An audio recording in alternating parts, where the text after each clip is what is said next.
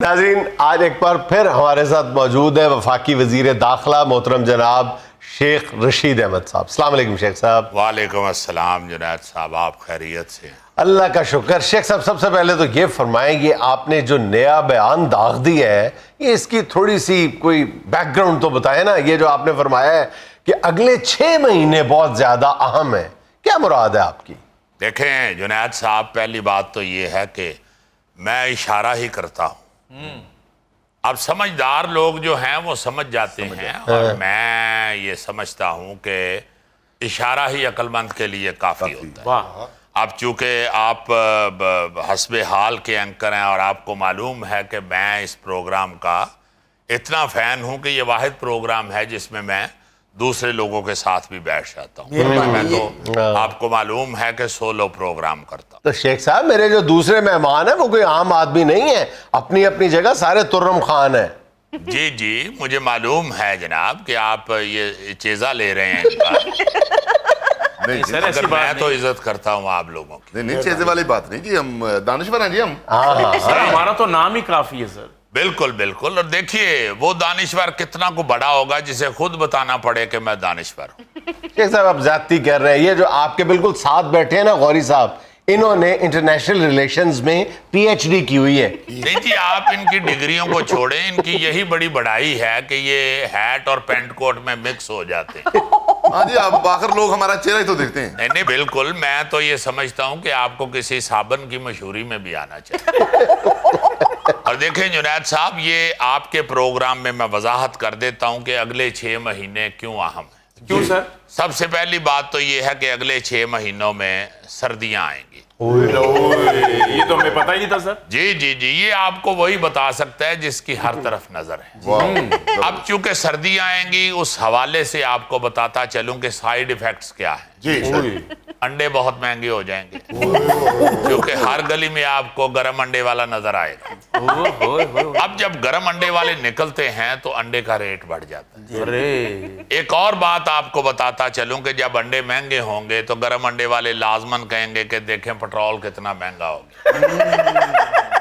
हालांकि जो मुर्गी है वो पेट्रोल पे नहीं चलती, मगर अंडे वाले भी कहेंगे चूंकि पेट्रोल महंगा हो गया इसलिए अंडा महंगा हो गया।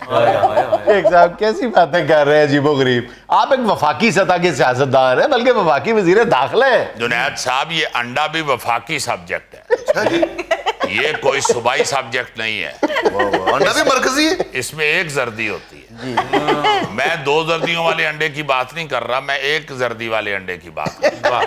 2 जर्दी वाले अंडे की मैं कभी बात ही नहीं करता, चूंकि वो दोगला होता है। शेख साहब, खुदा का नाम ले, असली टॉपिक पे आए। एज वजीर दाखिला आपने एक बयान दिया, आपने कहा जब से मुझे असलहा लाइसेंस का इख्तियार मिला है मेरी तो जिंदगी अजाब हो गई, मैं फंस के रह गया हूं, हर बंदा असले का लाइसेंस मांग रहा है। जुनैद साहब, आपको क्या बताऊं, जिससे मैं नान चने खाता हूं वो भी असलहा का लाइसेंस मांग रहे हैं। क्यों? कहता है शेख साहब कई बंदे पैसे नहीं देंगे, मेरे को पिस्तौल होनी चाहिए। तो आपके बारे में तो नहीं कह रहा था। नहीं नहीं जुनैद साहब, मुझसे तो वो खुशी से पैसे नहीं लेते। देखें, मैं अल्लाह के फजल से पिंडी का फर्जंद हूँ, पिंडी के लोग मुझसे प्यार करते हैं। ਉਹ ਖੁਸ਼ੀ ਨਾਲ ਪੈਸੇ नहीं ले रहा तो लाइसेंस भी खुशी ਨਾਲ ही बनवा रहा होगा। देखें, असलहा का लाइसेंस कोई भी खुशी से नहीं बनवाता। जी ये खतरनाक चीज है और ये लोगों को समझना चाहिए। जी बिल्कुल। जिसको जरूरत है उसके लिए लाइसेंस है, जिसे जरूरत नहीं है सिर्फ वाकफियत के तौर पे कि शेख रशीद वजीर बन गया है और शेख साहब के पास ये इख्तियार है कि ये लाइसेंस बनवा सकते हैं। जी अब बंदे वाकफियत के साथ अगर आना शुरू होंगे तो फिर मैं कैसे अपना सिस्टम चलाऊं। यार, इंतहा ये है कि मेरे हलके की एक 78 साल की माई है, वो मुझे कहती है जी मुझे असले का लाइसेंस दें। वो किस लिए? कहती है जी मुझसे एक गली का बाबा नंबर मांगता है। मैं क्या माँ जी तुसी ओनू जुती का नंबर दे दियो। कहती है नहीं बेटा, तुम्हें नहीं पता वो बाबा बड़ा तेज है। और मैंने कहा माँ जी आपको लाइसेंस तो मैं बनवा देता हूँ, मगर आप अपनी उम्र देखें, वो पिस्तौल का कोड़ा कौन दबाएगा। कहती है मेरा पोतरा कोचवान है, वो दबा लेगा। और मैंने कहा माँ जी आप देखें, खुदा के वास्ते ये जो लाइसेंस होता है, जो असला होता है, ये एक जरूरी चीज है और जिसको इसकी जरूरत है वो इसे हासिल करें। जी शेख साहब बता रहे थे मैट्रिक के स्टूडेंट्स असला का लाइसेंस मांग रहे हैं। मैंने कहा वो क्यों? कहते जी रिवॉल्वर साइड पे रख के पर्चे देने। मैं समझता हूं कि जब तक यहाँ पे चीन वाला निजाम नहीं आएगा कौम ठीक नहीं हो सकती। सर ये आपने क्यों कहा? इतना एक्सट्रीम पे जाके बयान देने की क्या जरूरत है? देखें जुनैद साहब, अगर आपने करप्शन रोकनी है तो फिर तो चीन वाला निजाम लाना पड़ेगा। लेकिन शेख साहब चीन वाला निजाम इतनी आसानी से हमारी सोसाइटी में कैसे नाफिज हो सकता है? देखें उसका भी एक तरीका है। पहले तो सारी कौम के नाक फीने करने पड़ेंगे।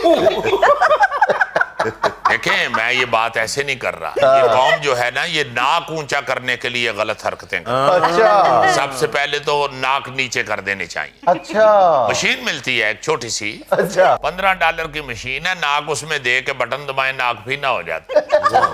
और सबसे बड़ी खूबी उस मशीन की ये है जुनैद साहब कि खून भी नहीं निकलता। क्योंकि मैं समझता हूं कि ये सारा सिस्टम जो है ना ये नाक अपने ऊंचे रखने के लिए खराब कर रहे हैं। अरे वाह। उसके बाद जुनैद साहब कवानीन सख्त करने पड़े। देखें आप चीन के अंदर रोजाना 2-3 बंदे करप्शन की वजह से वो टांग देते हैं। यहाँ आप बाहर निकले तो सिर्फ लेले टांगे होते हैं और धड़ाधड़ लूट मार करके उन्हीं लेलों की कड़ाइयां बना बना के खा रहे हैं। शेख साहब देखिए आप वफाकी वजीर दाखिला हैं, आपकी ये जिम्मेदारी बनती है कि करप्ट अनासर को इसी तरह उल्टा चौकों में लटकाएं। तो फिर इलेक्शन कौन लड़ेगा जी? मेरा मतलब है कि अगर इस तरह हम चौकों में लटकाना शुरू करेंगे तो लोग वोट देना जुनैद साहब असल मसला ही नहीं शेख साहब वाकई उल्टा लटका हुआ बंदा इलेक्शन लड़ता हुआ अच्छा भी नहीं लगता, तकरीर भी नहीं कर सकेगा। है जी, सारी तकरीर थले डिग पैंदी। जुनैद साहब मेरे कहने का मतलब ये है कि वोटर जो हैं वो खौफ सदा हो जाएंगे, वो वोट डालने के लिए बाहर नहीं निकलेगा। जी बिल्कुल। मेरा कहने का मतलब ये है कि सिर्फ तहरीके इंसाफ ही रह जाएगी फिर तो। इसलिए मैं समझता हूं कि कवानीन सख्त करने के लिए कौम को साथ देना चाहिए। अच्छा शेख साहब ये बताएं कि चीन वाला निजाम राइज करने के लिए चीनी जुबान भी आनी चाहिए? बहुत जरूरी है। उसके बगैर अगर आप वो देखें वो सारा कुछ तो आप छोड़ देना। वो जो मशीन है वो सिर्फ नाक फीना ही नहीं करती, या नाक फीना करने से सिर्फ अनाज खत्म नहीं होती, खुद ब खुद मुंह से चीनी भी निकलनी शुरू हो जाती। अच्छा उस मशीन की दर्द की वजह से ची चू ऐसे निकलेगी आवाज? जुनैद साहब नहीं, जब नाक नीचे हो जाता है ना तो कोई भी आप जुबान बोले वो बाहर चीनी बन के ही निकल रही है। जैसे हम उर्दू में कहते हैं ना जी क्या हाल है जनाब, अगर आप नाक फीना कर दें। मैं तो हैरान हूं आपके आइडियाज पे। जुनैद साहब ऐसे ही तो खान साहब ने मुझे वजीर दाखिला नहीं बनाया। बिल्कुल बिल्कुल जी, ਜਿਹੋ जी आवाज तुसी कढ़ी है ये तुसा कढ़ी है या निसार भट्ट साहब ने कढ़ी? तो निसार भट्ट साहब को वजीर दाखिला लगा देते हैं फिर। जुनैद साहब वो तो एक बहुत बड़े फनकार हैं, मैं बात कर रहा हूं सियासत की। देखें सियासत में आपको विजन चाहिए, आपके पास आइडियाज होने चाहिए। इस कौम को काबू करने के लिए या सीधे रास्ते पे डालने के लिए आपको नए आइडियाज देने पड़े। बहुत अच्छा, बहुत और वो अल्लाह के फजल से इस हुकूमत में ये धड़ाधड़ ये काम हो रहा है। इंशाल्लाह आप देखिएगा इसी तरह के आइडियाज हम और भी लेके आए। अच्छा शेख साहब देखें जब भी कोई आप सिस्टम लाना चाहते हैं तो पहले उसका मॉडल बनाते हैं। तो ये हमारे थैला साहब हैं, इनकी नाक भी फीनी है, आंखें भी छोटी हैं, पहला तजर्बा इन पे करें, इनको उल्टा लटका। देखें यही तो नजर का धोखा है। ये जुनैद साहब चीनी नहीं है, ये फलपाइनी है। चीनी और फलपाइनी में माइनर सा फर्क होता है, उसी को जज करना होता है। मेरा मौकफ वही है कि जब तक हमारी हुकूमत चीनी मॉडल पे काम नहीं करेगी उस वक्त तक ये मुल्क तरक्की नहीं कर सकता।